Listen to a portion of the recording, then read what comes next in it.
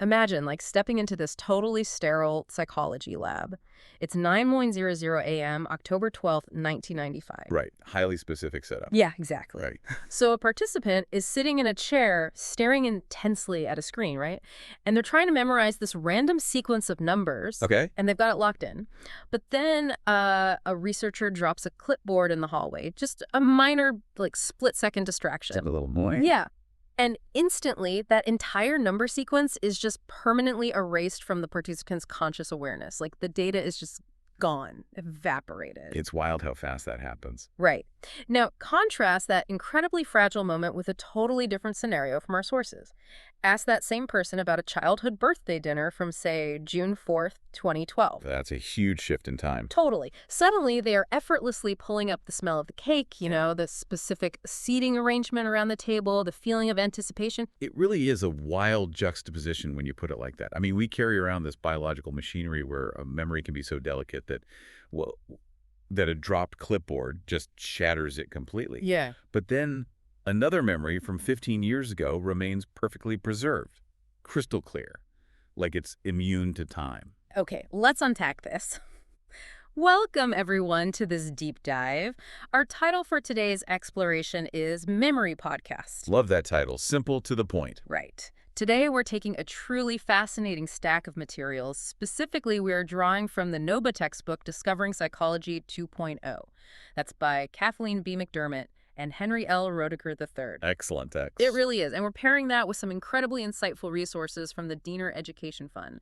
So our mission today is to extract the ultimate guide to how human memory actually works under the hood. And more importantly, I think, we're going to look at how you can hack those mechanics for everyday learning. Yes, the hacks are the best part. But to get to those hacks, we have to ask a fundamental question. For you, the person listening right now, how is your brain deciding what gets tossed out in 10 seconds and what stays for 10 years? Well, to figure that out, we kind of have to stop thinking of human memory as a single giant bucket. Right, like where we just toss all our information. Exactly. The brain doesn't work like a computer hard drive. It actually relies on distinct, highly specialized neurological systems. And they process completely different types of data. So that fragile laboratory example I just mentioned from 1995. Yeah, that was a classic failure of working memory. Wait, so working memory isn't just a general storage unit? Not at all. No, it's your brain's active workspace. It's the cognitive juggling you do when you hold a phone number in your head just long enough to dial it. Ah, okay. You are actively maintaining that information through continuous neural firing. The second your attention shifts, like to that dropped clipboard, the neural loop breaks. And the information is just lost. Gone. Because it was never meant to be permanent in the first place. Which is very different from remembering the smell of a childhood birthday cake from 2012. Immensely different, yeah. That birthday cake is what psychologists call an episodic memory.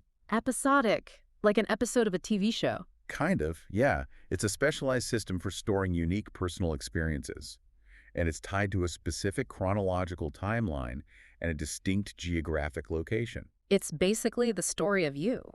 Perfectly said. But, that's not the only type of long-term storage we have. We also rely heavily on something called semantic memory. Okay, and how does semantic memory separate itself from the episodic story of you stuff? So semantic memory operates as your permanent internal mental dictionary. A dictionary. Right. Okay. It holds generalized knowledge, linguistic rules, concepts, objective facts. But the key is that it is completely stripped of personal context. Oh, I see. Like, the Paris is the capital of France, right? Right. But you don't need to conjure up the episodic memory of sitting in your third grade classroom at the exact moment your teacher told you that fact. Oh, wow. Yeah, I have no idea where I was when I learned that. Exactly. The brain extracts the useful data and discards the personal wrapping paper, so to speak. That is so efficient. It is. And then zooming out to a societal level, the sources also talk about collective memory. Right, which is the shared pool of historical narratives and cultural traditions. Yeah, retained by a specific group to define its identity. I love thinking about it this way because it makes the abstract feel really concrete. It's like, okay, working memory is just a tiny temporary sticky note on your desk. You jot down a code, use it, and immediately throw it away. I like that. And then semantic memory is like a massive, heavy reference encyclopedia sitting on your bookshelf, just pure objective facts. Right. And episodic memory is your personal photo album, full of places and dates and specific feelings. That is a really great framework. because cognitive scientists look at those exact operational differences to understand how our brain structures isolate temporary sensory inputs from long-term knowledge. Makes sense. And if we connect this to the bigger picture, when you look at the mechanics of those sticky notes, you start to realize how modern life is actively weaponizing our environment against our working memory. Oh, wait, I know what you're going to bring up. Take a look at the educational forums from April 2026, the ones about those massive campus database rollouts. Oh, yeah. The digital platform updates where the adult learners were struggling so much. Yes, universities rolled out these incredibly complex new digital platforms, and non-traditional adult learners were failing their initial modules at an alarming rate. Right. And when researchers dug into it, they found it wasn't an intelligence issue at all. No, it was a cognitive load issue, right? Exactly. These students were trying to figure out the structural navigation tasks, like where to click, how to open a specific module, how to format the text box. So their mental sticky notes were getting completely filled up just trying to operate the website. Exactly that. Navigating the new system demanded so much continuous neural firing in their working memory that there was zero cognitive bandwidth left. Zero bandwidth for the actual class. Right, to process the actual conceptual course facts they were supposed to be learning. The system strained their working memory capacities to the breaking point. Oh. It really shows how aggressively we have to isolate temporary technical steps from permanent educational facts just to function. It totally makes you wonder about the friction in your own daily life. I mean, think about the last time your company rolled out a new software update for you or an app you use every day, completely changed its interface. Exhausting. It is. Are your mental sticky notes getting so overwhelmed by just navigating the day that you aren't actually absorbing the content of your work? It's a real problem. Because if our working memory is this easily swamped by just clicking the right buttons, how does a piece of information ever survive long enough to make it into the heavy reference encyclopedia of our semantic memory? That right there is the million-dollar question. Yeah. And it requires us to look at the human memory pipeline. The pipeline, okay. Yeah, moving information from a sticky note to an encyclopedia isn't instantaneous. It functions through 3 interdependent sequential stages: Which are? encoding, storage, and eventual retrieval. Okay, let's break down the mechanics of that pipeline. What is actually happening in the brain at step 1? Step 1, encoding, is the critical initial filter. It's the psychological process of actively perceiving environmental stimuli, processing them, and transforming them into a meaningful internal representation. So you are literally deciding what parts of the world to pay attention to. Yes, if you don't encode it, it doesn't exist to you. Okay, so you've filtered the world and decided a piece of information is important. What happens in step 2? Storage. Storage acts as the cognitive bridge. And this is where things get really fascinating on a biological level. During storage, a process called consolidation occurs. Consolidation. Right. When you first learn something, the neural pathways representing that information are incredibly fragile. Consolidation is the neurobiological process where the brain gradually hardens and stabilizes these traces into what we call engrams. Wait, what is an engram practically? Are we talking about a physical change in the brain? We actually are. An engram is an actual physical or chemical change in the nervous system. As neurons fire together repeatedly, the synaptic connections between them become structurally stronger. That's wild. I know. The brain is physically rewiring itself to hold that specific piece of data. So consolidation is basically letting the wet cement dry on those newly formed neural connections. That's a great way to visualize it. And finally, you have retrieval. This is the active operational process of accessing that dried cement, extracting the stored cognitive information and bringing it back into conscious awareness for immediate use. Makes sense. But here is the catch. A breakdown or functional failure in any single one of these sequential stages completely disrupts the entire cycle of remembering. But this raises a huge problem. If it's a sequential pipeline and the cement needs time to dry, what happens when our modern routines constantly interrupt that process? Well, you get catastrophic learning failures. Yikes. We saw this in a major pedagogical report published in January 2026. It focused on first-year medical students dealing with a shift to hybrid lecture schedules. Oh, right. You had these non-traditional students balancing dense professional jobs with accelerated online night classes. And they were struggling massively. Let me guess, they were checking their phones, pausing the lectures, and handling work emails while trying to study anatomy. Yes. The fractured stop-and-start nature of their study intervals severely disrupted the initial encoding and consolidation stages. Because they kept switching gears. Right, task switching. Yeah. Because they were constantly doing that, their brains never had the uninterrupted focus required to physically strengthen those synaptic connections. The cement never dried. The cement never dried. As a result, these incredibly smart students were completely unable to access core foundational principles during critical exams. Yeah. The pipeline was broken at the very first stage. So look at your own busy routine right now. When you study or when you're prepping for a major presentation, how do constant disruptions change your brain's physical ability to wire in those facts? That's a huge barrier. If you break the encoding stage, retrieval is biologically impossible. Exactly.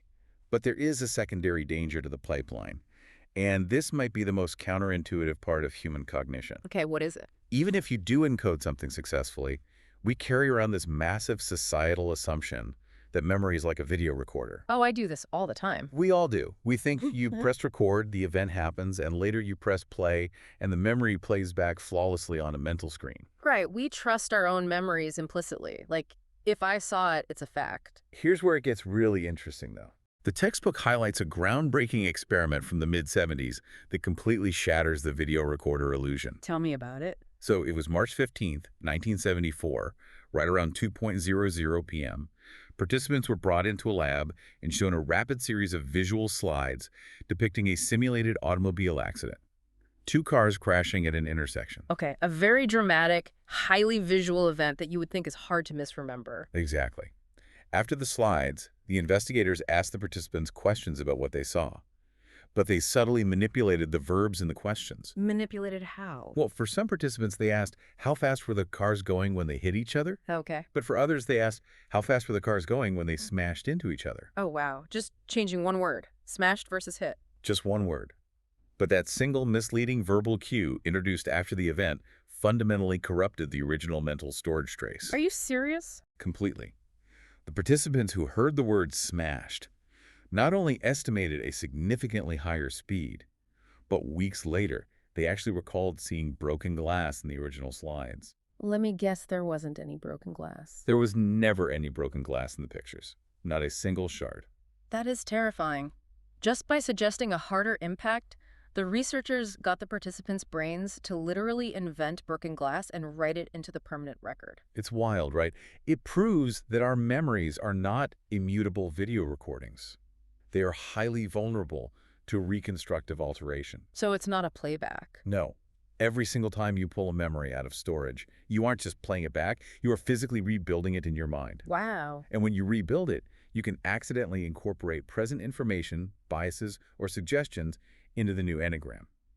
Cesare Pavese, the Italian poet, had this brilliant quote about this. Oh, what was it? He said, "We do not remember days, we remember moments." We remember moments. That's beautiful. It really is. Yeah. And what cognitive science tells us is that we constantly color those moments with our present state of mind. Okay, but this raises a huge issue.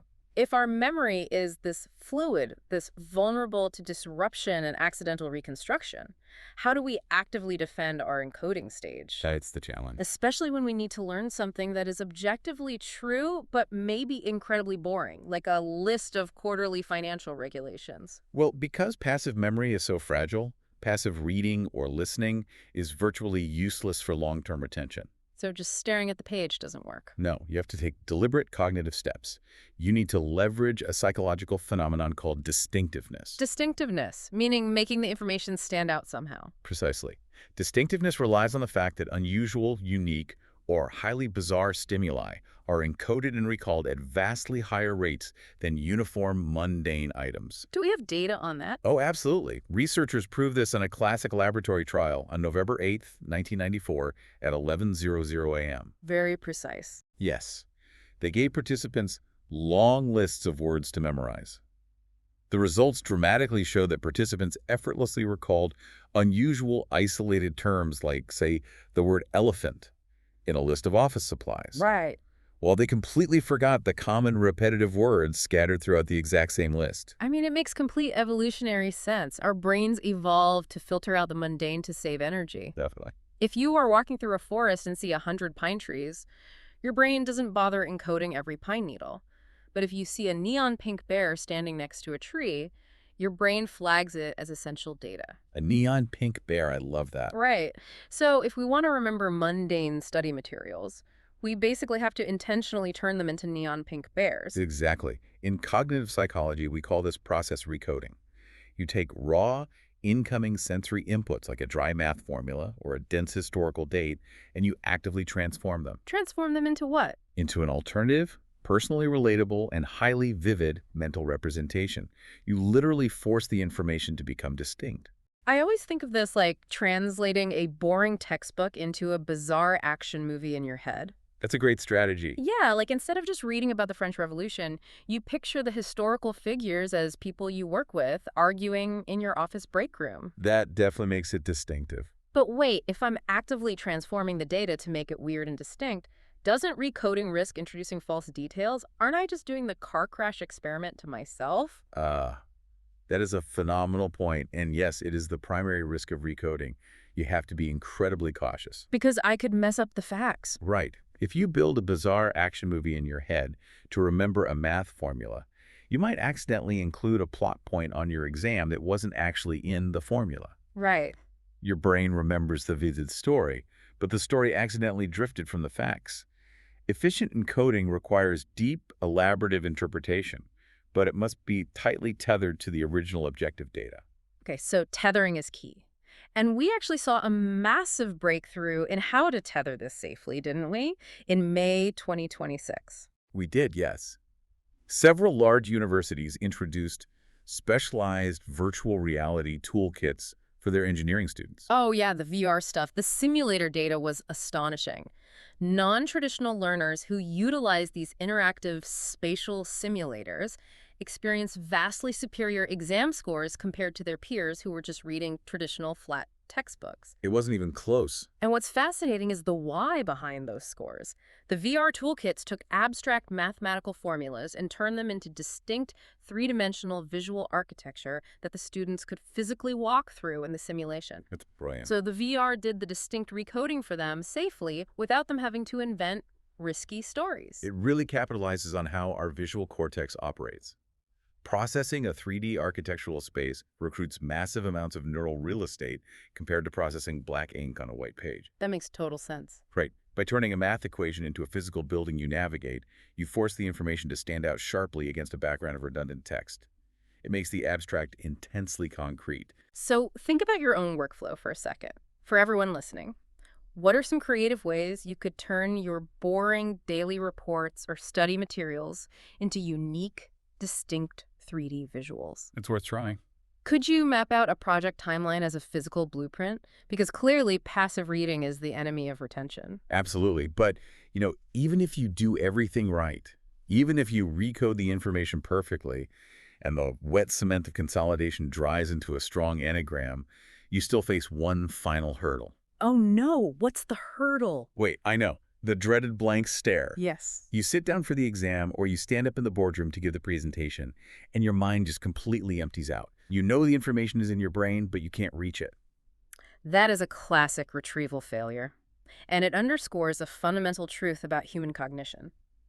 Perfect encoding is entirely useless without effective retrieval pathways. Right. Storing the data doesn't matter if you lose the map to find it. And building that map relies heavily on understanding the encoding specificity principle, which basically says that your physical environment matters just as much as your brain. It does.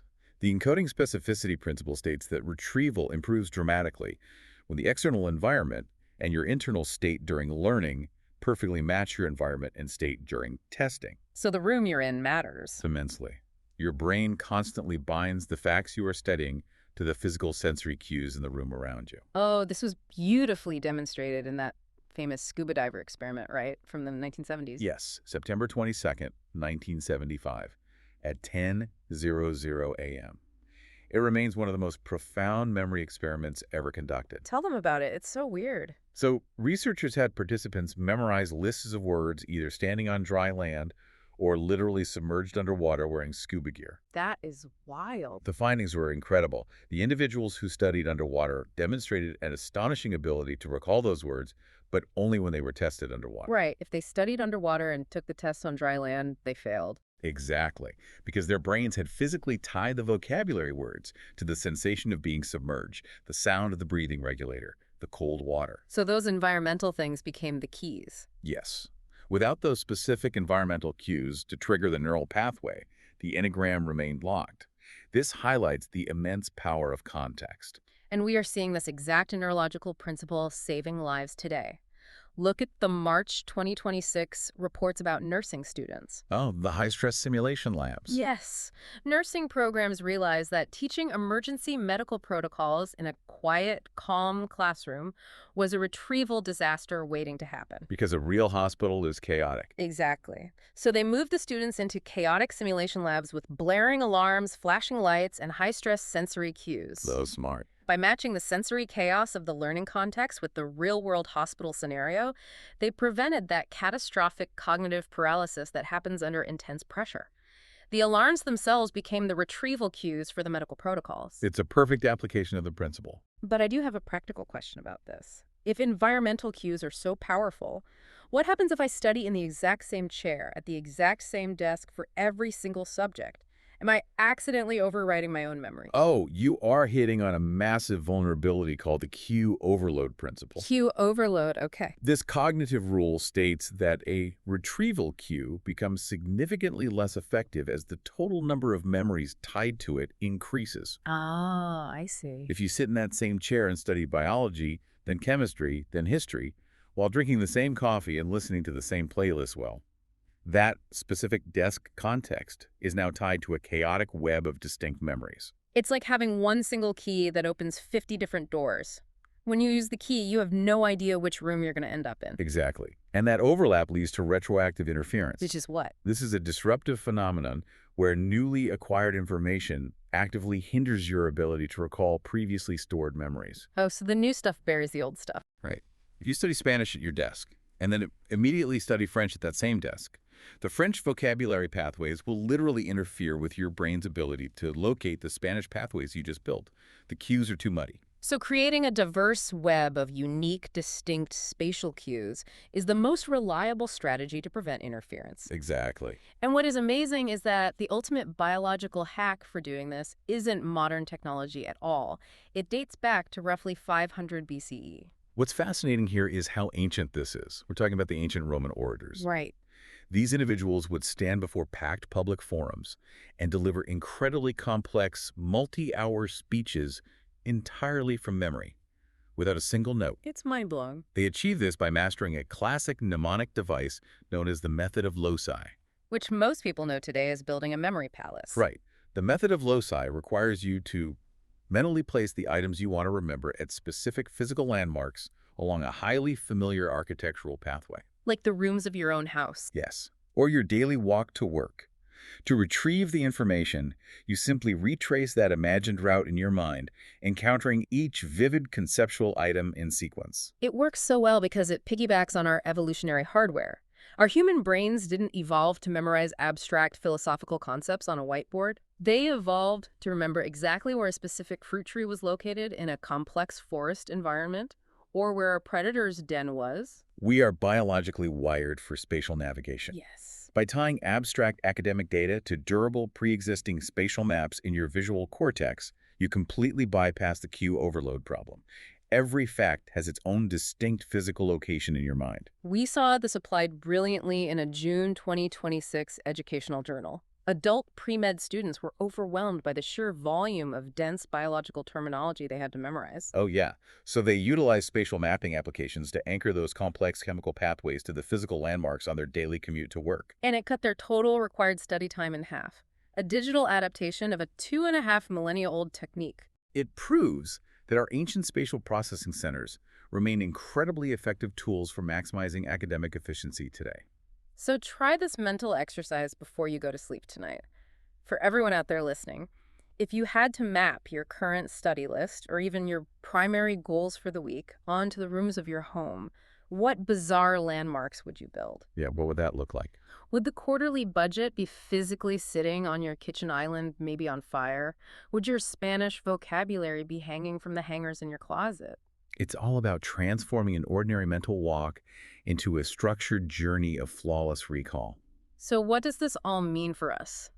We started by looking at how easily a memory can be wiped away by a dropped clipboard, and how other memories last a lifetime. Right. What we've discovered through these incredible sources is that memory is not a passive video recorder. It is an active, multi-system pipeline that demands your active participation. Absolutely demands it. You have to defend the encoding stage from disruption. To learn efficiently, you must intentionally recode mundane information to make it bizarrely distinct.